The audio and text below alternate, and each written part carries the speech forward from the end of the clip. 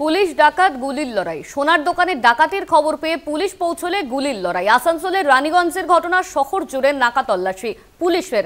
রানীগঞ্জে সোনার দোকানের ডাকাতির ঘটনা, পুলিশের সঙ্গে ডাকাতের গুলির লড়াই। সোনার দোকানে চুরি হারহিম করা ঘটনা রানাঘাটের পর এবার রানীগঞ্জে। পুলিশ ডাকাত গুলির লড়াই। সোনার দোকানের ডাকাতির খবর পেয়ে পুলিশ ঘটনাস্থলে ইতিমধ্যেই পৌঁছেছেন এবং তারপরেই গুলির লড়াই শুরু হয়। পুলিশ দুষ্কৃতীর গুলির লড়াই। আসানসোলের রানীগঞ্জের ঘটনা, শহর জুড়ে নাকা চেকিং, নাকা তল্লাশি পুলিশের। এই নিয়ে আমরা বিস্তারিত জানবো। আমাদের সঙ্গে রয়েছেন আমাদের প্রতিনিধি পবিত্র বন্দ্যোপাধ্যায়। পবিত্র, রানীগঞ্জে পুলিশের সঙ্গে ডাকাতের লড়াই, সোনার দোকানে ডাকাতির খবর ঠিক কি হয়েছিল, কি জানা যাচ্ছে এই মুহূর্তে? একদমই অনন্যা, আসানসোলে বলি তোমার রানীগঞ্জ কয়লা অঞ্চল, সেই কয়লা অঞ্চলে NH-60 জাতীয় সড়ক NH-60-র উপরেই তোমার রানীগঞ্জ শহর, এবং সেই শহরে সেনকো গোল্ড এই যে দোকান, সেই দোকানে দুপুর 12:30 নাগাদ জনসাধারণ দুষ্কৃতী আগ্নেয়াস্ত্র, অত্যাধুনিক আগ্নেয়াস্ত্র নিয়ে ঢোকে।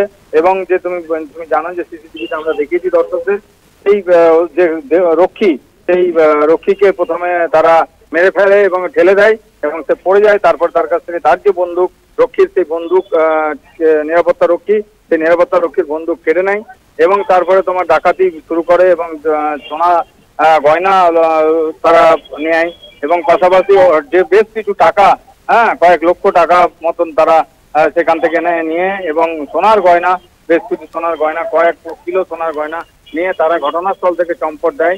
আর ঠিক তখনই যখন চম্পট দেয়, তারই উল্টো দিকে, রাস্তার ব্যাংকের উল্টো দিকে কোনো পুলিশ দাঁড়িয়েছিল। সেই সময় পুলিশ এই খবর পেয়ে আসে এবং তারপরে পুলিশ তাদেরকে উদ্দেশ্যে গুলি করতে থাকে। উল্টো দিকে তোমাকে বলে রাখি, এই যে যারা দুষ্কৃতী দল ডাকাতের, তারাও উল্টো দিকে সেই পুলিশকে লক্ষ্য করে গুলি করতে থাকে এবং এই ঘটনাতে আতঙ্কিত হয়ে পড়ে আসানসোলের রানীগঞ্জের যে বাসিন্দা, তারা এলাকাবাসী আতঙ্কিত হয়ে পড়ে। তাদের বক্তব্য যে এরকম দিনে দুপুরে ডাকাতি, এবং তোমাকে বলে রাখি যে এর পাশাপাশি এরা ডাকাতি করে আসানসোলের রানীগঞ্জ হয়ে তোমার মহিশিলার দিকে রওনা দেয়, যেটুকু আমরা সূত্র মারফত জানতে পারছি।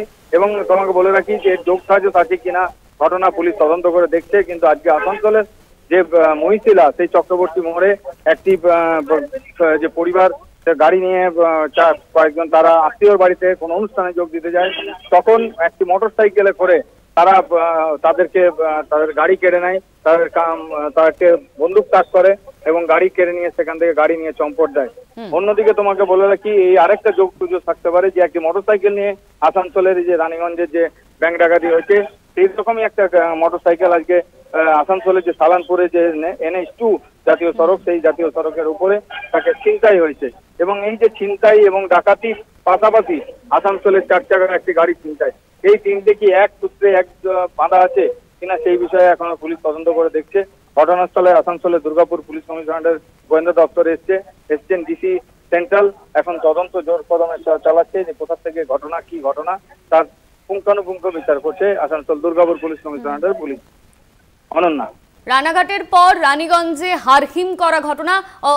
পবিত্র, তুমি আমাদের সঙ্গে থাকো। পাশাপাশি আসানসোলে চক্রবর্তী মোড়ে চলল গুলি চালিয়ে চম্পট দেয় দুষ্কৃতীরা, গাড়ি ছিনতাই করে পালায় দুষ্কৃতীরা। দুষ্কৃতীদের গুলিতে আহত হয়েছেন 2 জন।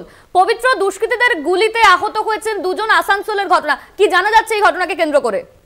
একদম অনন্যা, তুমি ঠিকই বলেছো। ওই যে তোমাকে আমি উল্লেখ করলাম যে এই আসানসোলে যে মহিশিলা, এই ঘটনাস্থল রানীগঞ্জ যেখানে এখন আমি দাঁড়িয়ে আছি, সেই ঘটনাস্থল থেকে 20 থেকে 22 কিলোমিটার দূরত্ব হবে এই আসানসোলের মহিশিলার চক্রবর্তী মোড়। সেখানে এক আত্মীয়র বাড়িতে অনুষ্ঠানে যোগ দিতে আসেন কোন এক ভদ্রলোক এবং তিনি 4 চাকার গাড়িতে করে আসেন তার পরিবার সহ। কিন্তু তখনই একটি মোটরসাইকেলে করে জনাতিনেক যুবক সেই ভদ্রলোককে প্রথমে দাঁড় করায় এবং তার কপালে বন্দুক তাক করে তার কাছ থেকে গাড়ি কেড়ে নেয়, গাড়ির চাবি কেড়ে নেয় এবং তাদেরকে নামিয়ে দিয়ে এই গাড়ি নিয়ে তারা চম্পট দেয়।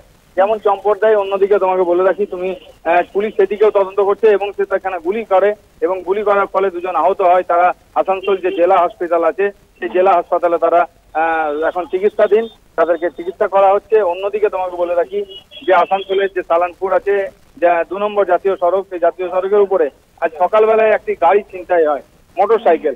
সেই মোটরসাইকেল করেই আসানসোলের যে রানীগঞ্জ, সেখানে তারা ডাকাতি করতে এসেছিল কি না সেই বিষয়টাও তদন্ত করে দেখছে। অনন্যা, একদমই ধন্যবাদ তোমায় পবিত্র। আমাদের সঙ্গে ছিলেন আমাদের প্রতিনিধি পবিত্র বন্দ্যোপাধ্যায়।